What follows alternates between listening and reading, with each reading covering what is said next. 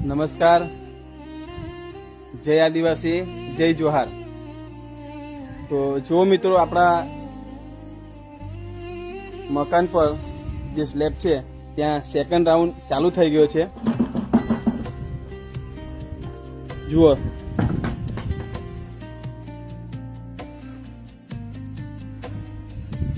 બીજા રાઉન્ડનો જે ફિનિશિંગ આવે છે તમે જુઓ વિડીયોમાં। એક નંબર કામ છે ભાઈ। હા અવિનાશ,